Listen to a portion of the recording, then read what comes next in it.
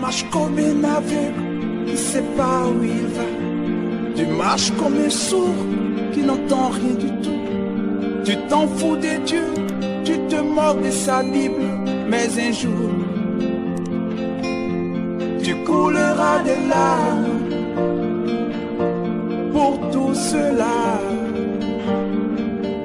Tu vas couler des larmes, tu vas pleurer un jour.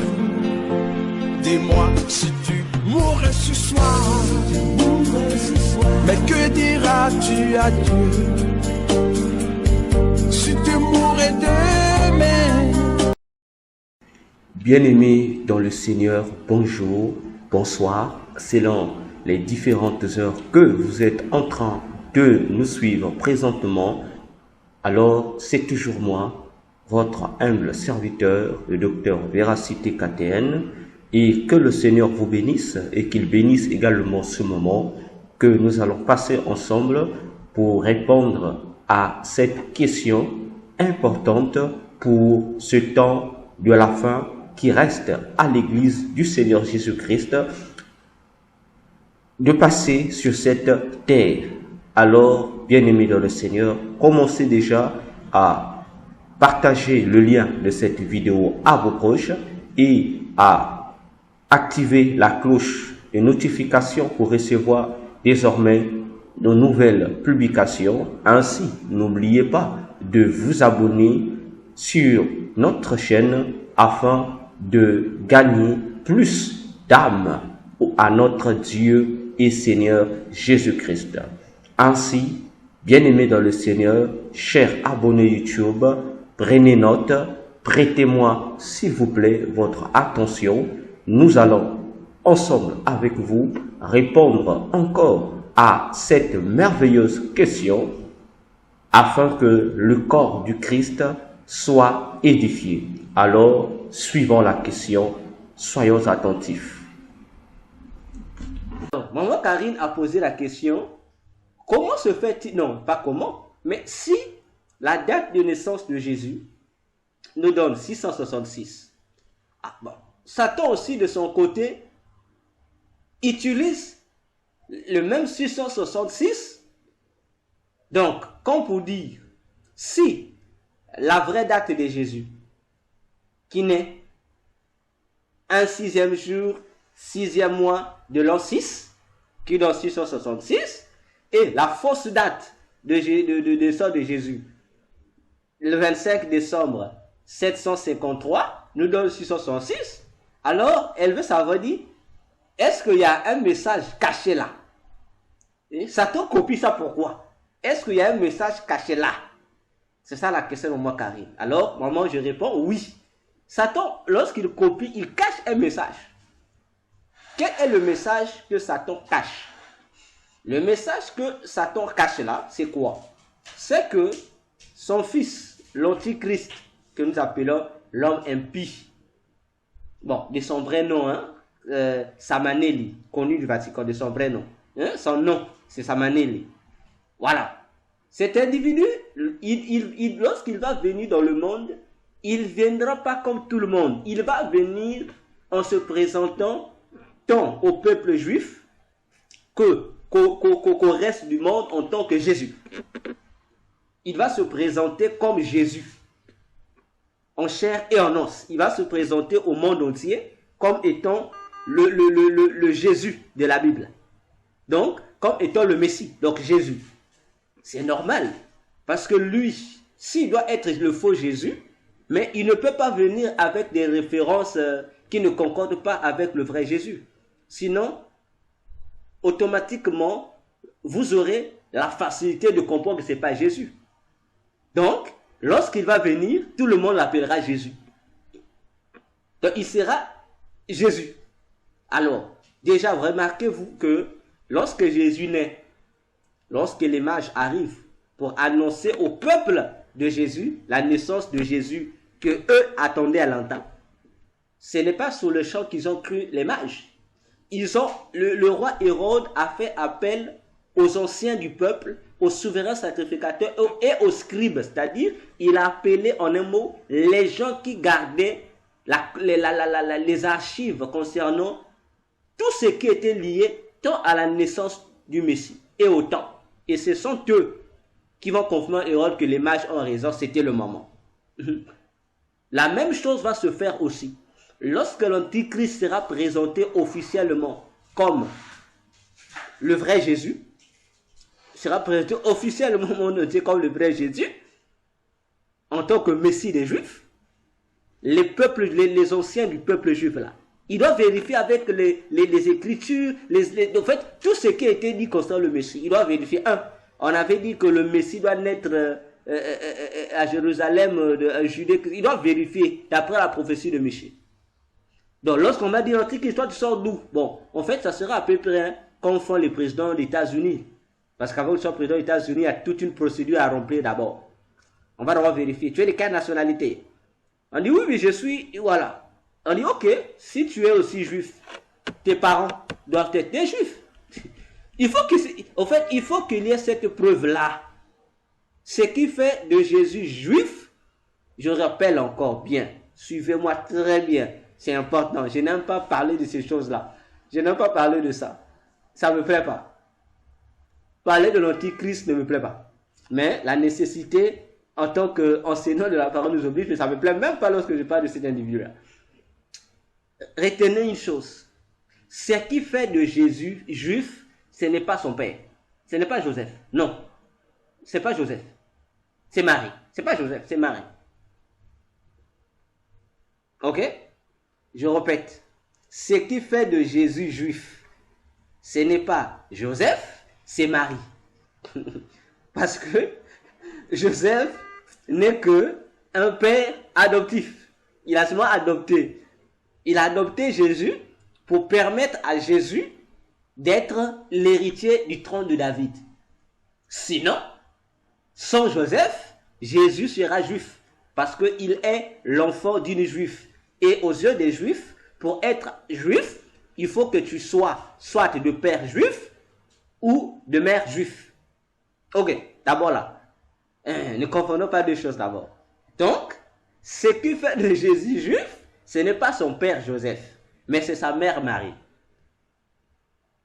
Or, l'homme que nous appelons l'Antichrist, j'avais dit ça dans les émissions passées, il ne le cherchait pas encore. Oh non, il doit descendre. Il ne doit pas descendre. Il ne va pas descendre. Il était déjà né. Bon, c'est un démon, mais sur notre terre, il était déjà né.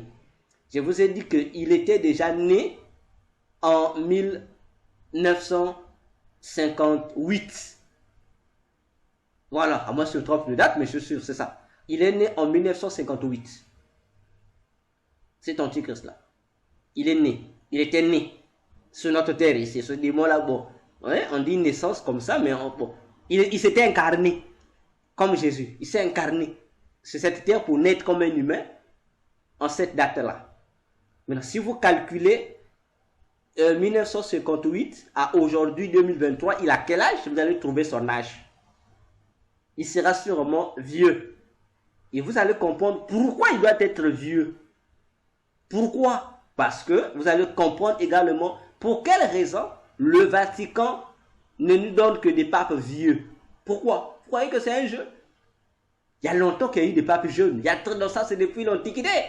Mais depuis, il n'y a que des vieux qui viennent. Pourquoi? Parce qu'on prépare déjà l'esprit des humains. Pour que le jour où vous allez encore voir un pape vieux, vous n'aurez pas l'idée à bouder. Vous allez dire c'est normal. Hein? Vous allez dire que c'est normal. Benoît XVI était vieux. Le pape François aussi était vieux. C'est normal. C'est normal. Alors, qui est donc la maman et le papa de l'Antichrist? Le papa de l'Antichrist, son papa, c'est Satan, le même, son papa. Son papa, c'est Satan. Hein? Vous comprenez? C'est Satan, son papa. Là, c'est son papa. Faites comme Joseph, son père adoptif, c'est Satan. Satan, son père adoptif. Maintenant, qui est sa maman? Sa maman, c'est pas un démon. Sa maman est un être humain. Sa maman, la maman d'Antichrist, c'est un être humain. C'est une femme humaine.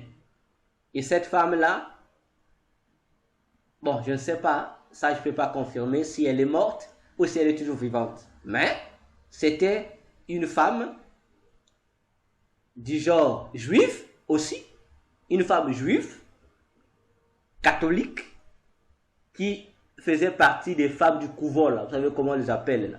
Hein? Les sœurs, je ne sais pas, les sœurs, voilà. Elle était dans le couvent. Et le diable en personne est venu, ces jours-là, il est venu coucher avec cette femme juive et pour permettre à ce que le démon antichrist s'incarne dans la grossesse. Et c'est là où ce démon s'est incarné dans cette grossesse-là. Et la grossesse de l'antichrist a été hébergée au Vatican jusqu'à ce qu'il est né au Vatican, le même Vatican qui se trouve à Rome, là, à l'Italie, là-bas. Il est né là-bas. Il a grandi dedans là-bas. Donc c'est sa maison. Il a grandi là-bas. C'est sa maison. C'est sa maison.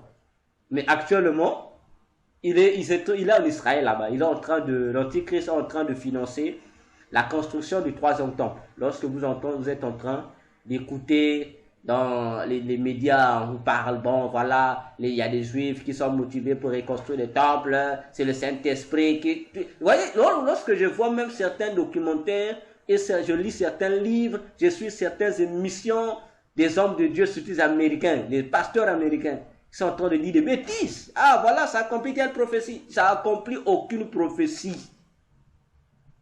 On dit, ah c'est l'Esprit de Dieu, Dieu avait dit, il va donner l'Esprit nouveau pour les Juifs. Ce n'est pas l'Esprit de Dieu. Les Juifs là, la classe de ces Juifs là, leur nom m'échappe. Je ne sais pas comment ils s'appellent même, ça va venir. Ceux qui se sont chargés de faire la collecte. D'abord, de recruter ou le recensement de toute la race d'Aaron. C'est-à-dire la race des sacrificateurs. De retrouver tous les ustensiles du temple et d'en fabriquer. Le financement qui est en train d'être fait est financé par l'Antichrist en chair et en os. Et là, il se trouve en Israël. Là, il est là en Israël. Et c'est lui qui finance 99% des organisations tant gouvernementales que non gouvernementales. Surtout ce qu'on appelle les ONG là. Les ONG là. Les Croix-Rouges, voilà. Ceux qui le financent, c'est l'Antichrist. Donc, lorsque vous écoutez le troisième temple sera rebâti. Le temple le temple Ascal, là, des musulmans, ça sera détruit. Ce n'est pas pour rien, je vous disais depuis l'année passée, je crois, je me rappelle encore, il y a eu, je ne sais pas si c'était pendant l'émission sur le démon du mois d'octobre ou novembre ou septembre, je ne sais pas encore. Je ne sais plus, je vous avais dit, lorsque vous écouterez que le pape est en train de se déplacer, d'aller de pays en pays, je vous ai dit, ce n'est pas le pape François, le vrai pape, il est resté au Vatican là-bas, ce n'est pas le vrai. C'est le pape qui est en train de se balader là, de côté, ce n'est pas le vrai pape, ce n'est pas le pape, c'est le diable en personne qui est en train de se balader. Je vous avais dit, il va se balader chaque pays où il va arriver. Il est en train de mettre les points. En fait, bon, je ne suis pas politicien, il a des termes appropriés, c'est-à-dire que il est en train d'aller rencontrer les présidents de ces pays-là. Depuis l'année passée, dans une des émissions, je ne sais plus si c'était le démon du mois de septembre ou octobre, je ne sais plus, je vous ai dit que vous écouterez le pape qui va commencer à effectuer des voyages à travers le monde. Ce pape-là, celui qui va faire des voyages, je vous avais dit, ça ne sera pas le vrai pape François là. Lui, le pape François, il est caché au Vatican là-bas. Le pape qui est en train de circuler là, c'est le diable en chair et en os. Et chaque pays où il est en train de visiter a pour un objectif. C'est quoi? Il va rencontrer ces présidents-là, c'est pour préparer des mauvais coups qui doivent faciliter l'entrée en scène de l'Antichrist pour qu'il soit présenté officiellement au public. Et c'est ce que Satan, prenant la forme du pape, est en train de faire. C'est ce qu'il est en train de faire. C'est pourquoi je disais aux chrétiens, arrêtons, s'il vous plaît, de vous laisser emberlificoter par ce qui se dit. Hier et encore hier, lorsque Donald Trump a pris le pouvoir, presque, je dirais, Presque tous les chrétiens du monde entier ont commencé à parler. Ah, Donald Trump, c'est un vrai serviteur de Dieu. Ah, il est l'instrument de Dieu. Hein? Il y a même des prophéties qui ont été à sortir. Des gens qui ont parlé, non, il va prendre le deuxième mandat. Et pour ça, j'ai répondu qu'il n'aura pas, il va pas passer. C'est un autre qui va le remplacer. Les chrétiens se sont dit, il a réconcilié, oui, là, il est l'unique président qui a reconnu que Jérusalem appartient. Mais tout ça, ça fait partie du plan de Satan, non? Tout ça fait partie, en fait, de la ligne de ce qu'ils appellent le projet 2000. Là. Il y a un projet là que Satan avait fait qui s'appelle le projet 2000. Bon, c'est le nom. Donc, en fait, dans ce projet-là, tout ce qui se passe aujourd'hui se trouve là. Donc, c'est comme un plan déjà élaboré. Il faudra qu'il y ait quelqu'un qui vient créer cette flamme-là pour dire, oui, on reconnaît que Jérusalem appartient à Dieu. C'est déjà un pas. C'est déjà un pas. Au fait, ça facilite juste les moyens pour permettre à ce qu'un accord soit trouvé mystiquement. Bon, sur le plan physique, on va tromper l'opinion publique. Il y a eu la paix, la réconciliation entre le gouvernement israélien et le gouvernement palestinien. Ils ont trouvé des accords. On va détruire, comme le temple de Jérusalem fait partie de Jérusalem. Et si Jérusalem est officiellement reconnue être la capitale des Juifs, donc, vous les musulmans, vous devez briser le temple. En fait, c'est un scénario, non? Qui doit aboutir à quelque chose. Qui doit aboutir à quelque chose.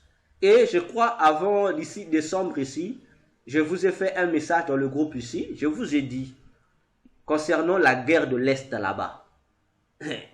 Ça a été laissé depuis la colonisation. Parce que les outils que Satan doit utiliser qui doit servir au gouvernement de l'Antichrist, les matières premières s'y trouvent en RDC là-bas.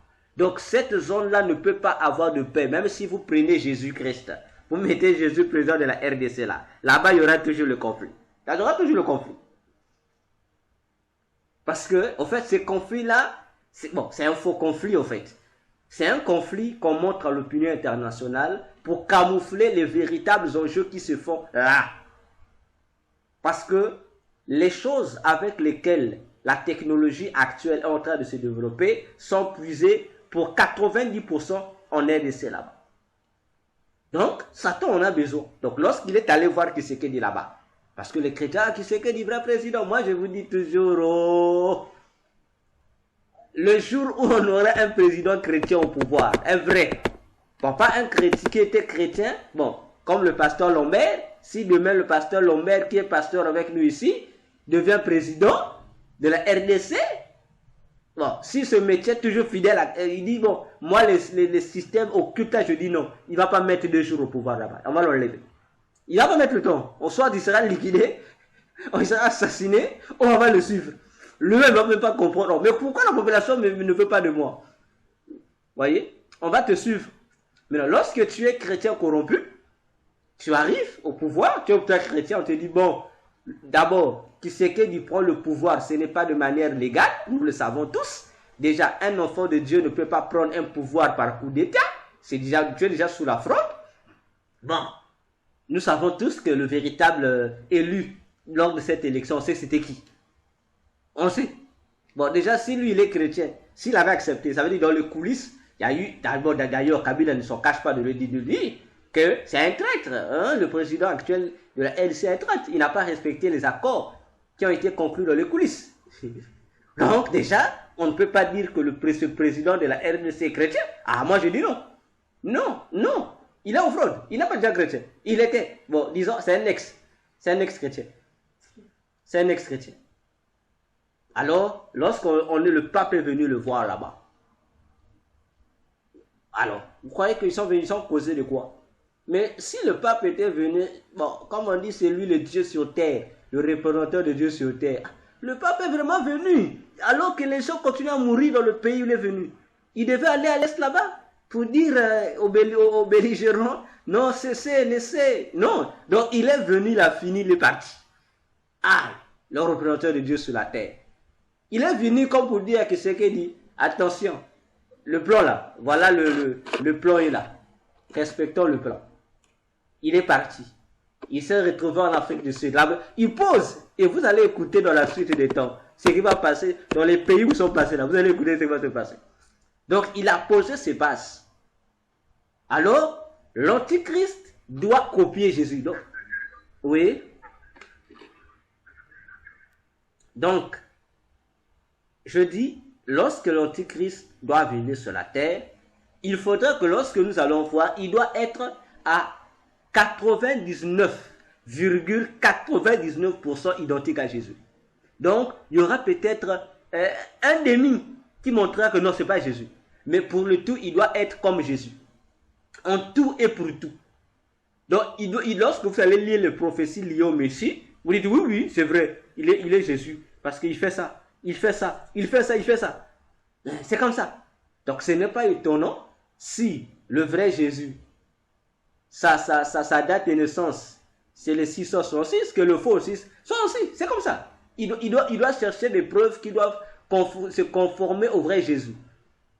Donc, c'est comme ça, on va le message codé, c'est ça. Il doit s'identifier au vrai Jésus. C'est pourquoi même les chrétiens vont l'accepter. Il y aura des chrétiens qui doivent l'accepter. Ils vont dire, oui, oui, c'est lui Jésus. Or, lorsque vous allez bien suivre vous allez comprendre que non, il n'est pas conforme aux prophéties. Il ne sera pas, parce qu'il faut comprendre ça, il faudrait avoir, comme on dit, le discernement de Dieu pour comprendre que c'est le faux. C'est pourquoi, si vous lisez Daniel 11, explique que lorsque lui, l'Antichrist, va venir, il fera alliance avec plusieurs. Et même avec les gens de Dieu, les serviteurs de Dieu. Et Daniel appelle ces serviteurs de Dieu, là on dit, les traîtres de l'alliance de Dieu. Les traîtres. Donc, les vrais serviteurs de Dieu, qui seront aussi corrompus par l'Antichrist, et qui vont faire alliance avec lui. Et la Bible dit que même, il y aura ceux qui vont comprendre que c'est un faux. Ce n'est pas le vrai Messie. Et c'est là qu'ils vont briser l'alliance avec l'Antichrist.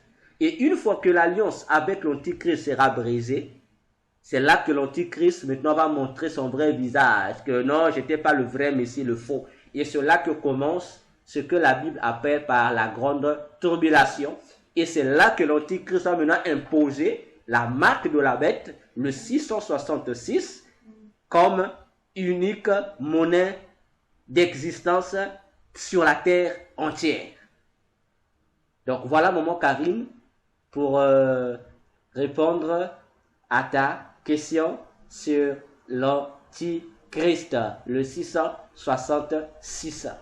Donc ce n'est qu'une copie collée et eux ils ont rendu ça abominable.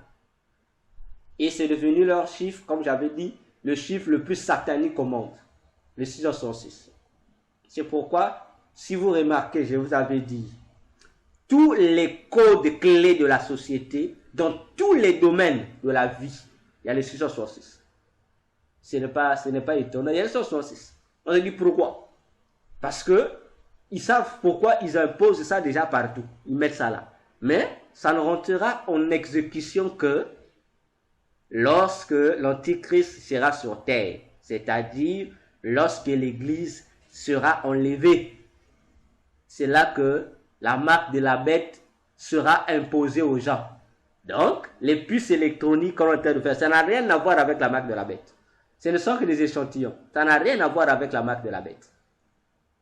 Tant que l'Église n'est pas enlevée, la marque de la bête ne peut pas se manifester. Donc tout ça qu'ils font, les puces électroniques, en fait ils essayent, ils sont en train de tester ça. Ils sont en train de tester, en fait de voir un peu. En fait comment dirais-je, ils sont en train de vous habituer à ça.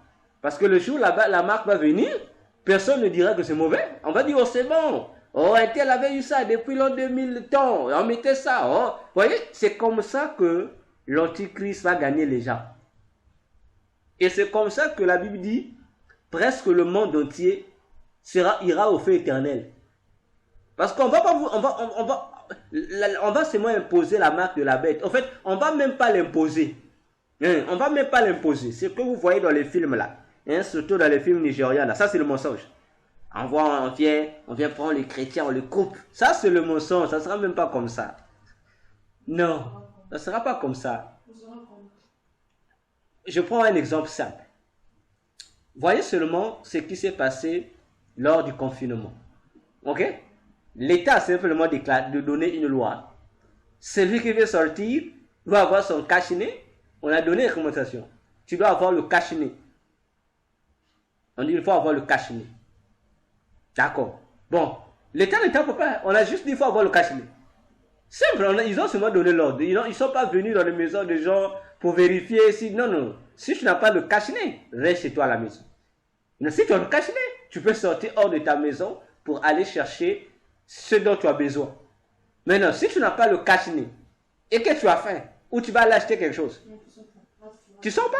Maintenant, si tu sors, on te trouve son cache-nez. Ça veut dire que tu es rebelle. On te tabasse. Voilà comment les choses vont se passer. Donc, lorsqu'on va mettre l'antichrist va mettre la marque de la bête, il ne va pas imposer les gens. Oh bon, les chrétiens venaient ici. Non, non, non, non, non. Lui, il est là. Il sait que là-bas, il est chrétien. D'accord. Lui, pour avoir les chrétiens à sa cause, il pénalise. Il dit, bon, personne ne pourra acheter ou manger s'il n'a pas la marque. Bon, maintenant, toi, tu es chrétien. Bon, tu veux manger. Si vous allez, bon, je vais aller dans le supermarché pour acheter. Tu viens pour toi, on te laisse passer. Bon, dès que tu arrives au supermarché, on dit, je vais acheter. On dit, mais madame, montrez la marque là. Ah, tu n'en as pas. La dame t'appelle voleur. Il dit, tu n'as pas de droit. C'est là où les forces vont venir, les forces d'armée vont te tabasser. On te tabasse. On te met dehors. Tu restes affamé. Voilà. Mais là où l'antichrist soit persécuté, les gens, ça sera où? Je disais, là où l'antichrist va commencer à persécuter les gens sur quoi? Ça ne sera pas sous la marque de la bête qui va persécuter les gens. Non. Pour la marque de la bête, ce n'est que cette loi qui va te persécuter. Ce n'est que la faim qui va te persécuter. Lorsque tu auras faim, tu veux manger, on te dit non. Mais il va persécuter les gens lorsqu'il sera question d'adorer, de l'adorer lui comme Dieu. Ah, c'est là maintenant qu'on va commencer à fouetter les gens. Et automatiquement, on va repartir dans ce qui s'est passé dans le livre de Daniel.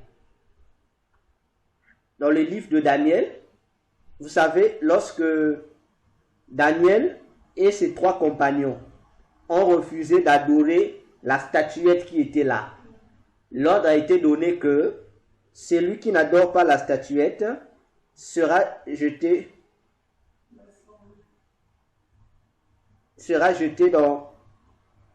dans la fournaise. Sera jeté dans la fournaise. C'est ce qui va se passer. Cette fois-ci, la fournaise ne sera plus le feu, mais ça sera la persécution. Celui qui ne va pas adorer la bête est persécuté. Voilà à quel moment sera la persécution. C'est lorsque l'antichrist sera maintenant obligé qu'on puisse l'adorer lui en tant que seul Dieu. C'est là où la persécution va commencer. S'il s'agit que de la marque de la bête, oh, les gens viendront pour la marque de la bête volontairement. Parce que personne ne va accepter la famine. Hein? Personne, aucun parent ne va accepter voir son enfant mourir à la maison. Alors que là, tout sera gratuit. Hein? Mais à condition que tu aies la marque. Donc, si tu as la marque de la bête, les produits pharmaceutiques seront gratuits. Les médecins pourraient venir à domicile te traiter, peu importe la maladie, gratuitement. Mais à condition que tu aies le visa, la marque de la bête. Là, on ne te impose pas. C'est à libre volonté. Mais là où on va imposer, où on viendra avec le fouet, ça sera lors du culte. On dit le culte, le monde entier, on a qu'un seul Dieu. Et encouragé par le faux prophète, qui va obliger les gens à adorer la bête. Mais si tu refuses l'adoration de la bête, sache que c'est là où tu seras fouetté. C'est là où tu seras persécuté. Maman Victoire, vous voulez dire quelque chose? Donc, c'est là qu'interviendra la... Maman Karine?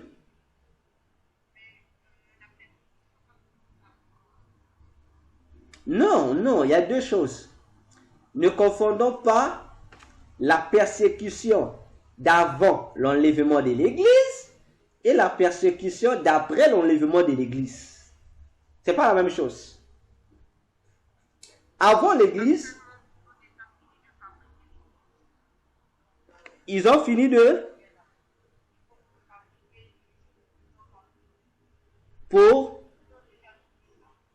L'usine de... Ok. D'accord. Ok.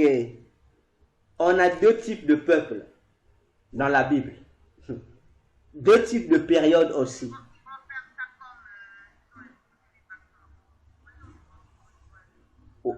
Oui. Oui. Oui. Exact. Oui.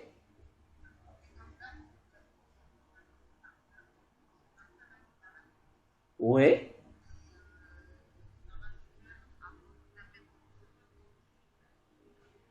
Oui.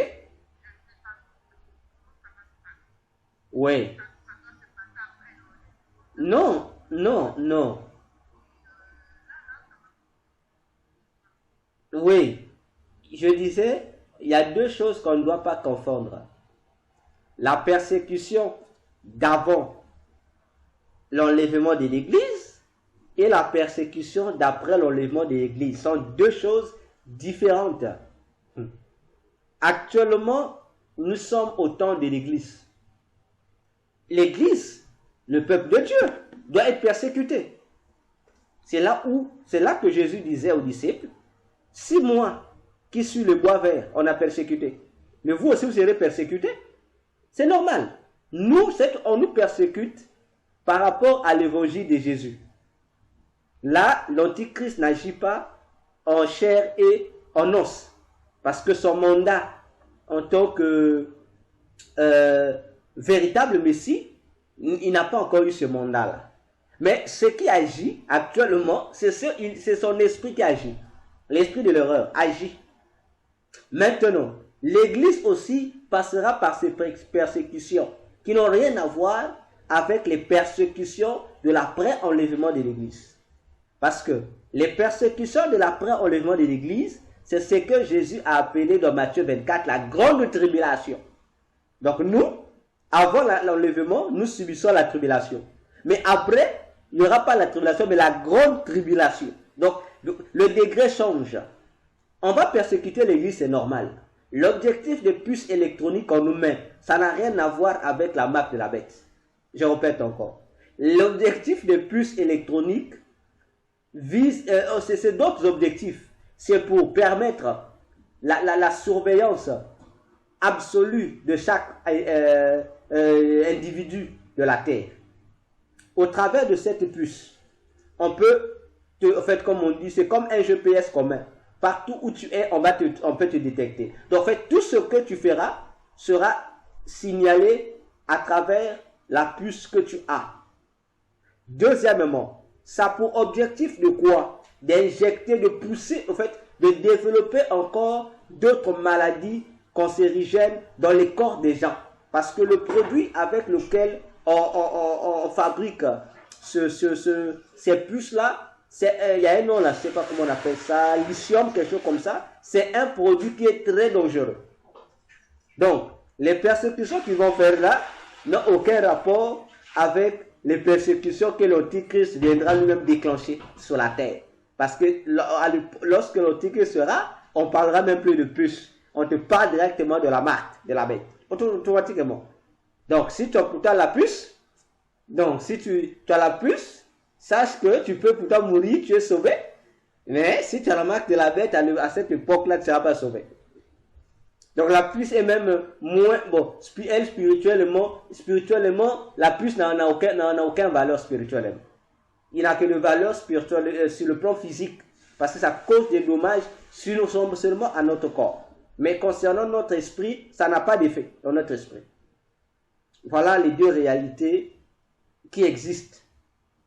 D'ailleurs, chez nous, ici au Congo, ils sont en train de faire la même chose.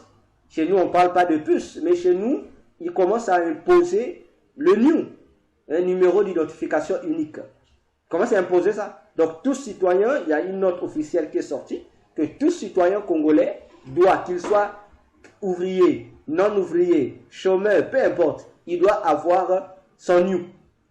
Ah, alors que nous, on sait que dans les textes de la loi ancienne, il y avait que les entrepreneurs qui pouvaient avoir des news. Mais aujourd'hui, ce n'est plus qu'au niveau des entrepreneurs, mais c'est au niveau de tout le monde. Et c'est bien expliqué. Ça permettra désormais à l'État de contrôler toutes les transactions que l'individu pourra faire. On le dit clairement. Bon, voyez, bon. Maman,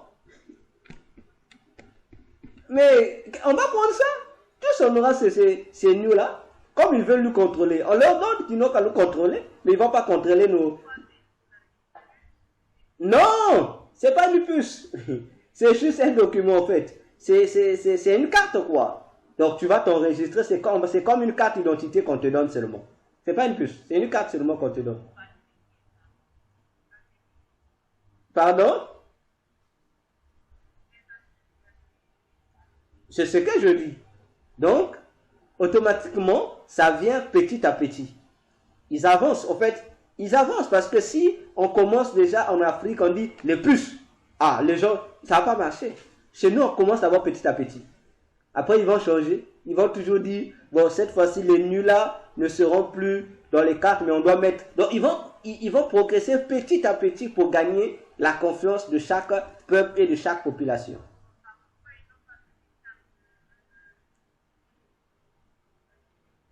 Ah, maman, ils viennent petit à petit. Ah, oui, oui. Le monde des ténèbres sait comment fonctionner. Hein. Dans chaque contrée, ils savent quelle est la procédure à suivre. Ils savent comment ils font. Et en fin de compte, toutes les procédures finiront par converger vers une seule procédure, la marque de la bête. C'est comme ça. Donc, c'est cela, la différence entre, comme je cesse de le dire, entre ce qui est fait maintenant là, et ce qui sera fait au temps de l'Antichrist, c'est quoi? Au temps de l'Antichrist, si tu as cette marque de la bête, même par erreur, sache que tu ne pourras plus être sauvé. C'est-à-dire que tu es perdu d'avance. Même si tu ne peux plus être sauvé. Or, aujourd'hui, ils injectent comment il y a un terme qu'ils appellent ça. Voilà, qu'ils injectent des parasites spirituels pour t'étouffer. Mais tu as la facilité de les dégager par la prière. Tu pries, tu neutralises. Mais là-bas, aucune prière ne va neutraliser la marque de la bête si tu en as. C'est ce qui fait la différence. Voyez, ce qu'ils vont faire dans les vaccins, c'est pas nouveau. Hein? Ça existe depuis longtemps. C'est pas nouveau. C'est pas nouveau. Dans les médicaments que nous prenons, depuis, il y a des démons qui existent dedans.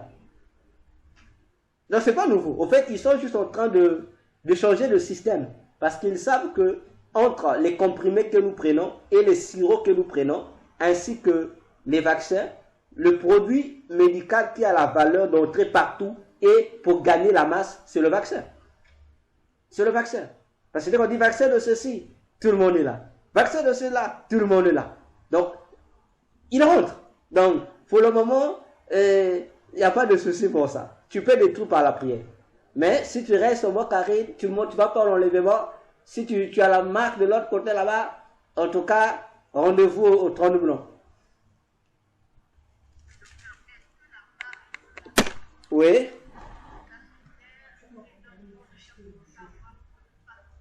Non. Après l'enlèvement seulement. Après. Tout ce qui se passe là. Non. En dehors de sa promotion, des symboles et autres, elle-même, la marque n'est pas encore en actualité. C'est pas encore, ça peut pas être actualisé. C'est pas encore actualisé. Ça attendra que lorsque l'Antéchrist va se dire, proclamer officiellement Dieu. Ah, là maintenant, parce que ça sera sa monnaie. C'est la monnaie de son gouvernement. Mais jusqu'alors, il n'a pas encore de gouvernement. Donc, il n'a pas de monnaie. Donc, il n'est pas encore là. Là, c'est le diable lui-même qui contrôle. Après, comme dit Apocalypse 13, ils vont faire une passation de service. Donc, l'Antichrist, le Satan va léguer son pouvoir à son fils et l'Antichrist maintenant va rentrer en scène. C'est lui aussi, il amènera la marque de la bête comme la monnaie de son royaume. Voilà, bien-aimés dans le Seigneur, c'est ici que se termine notre émission de d'aujourd'hui. Ainsi, nous rappelons encore, n'oubliez pas de vous abonner sur notre chaîne. Et si vous n'avez pas compris ma réponse ou que il y a un point dans mon développement qui vous semble être énigmatique, flou, prière de m'écrire sur mon WhatsApp ou encore de poser votre question directement sur les commentaires. Je viendrai vous répondre. Que Dieu vous bénisse. Merci de votre attention.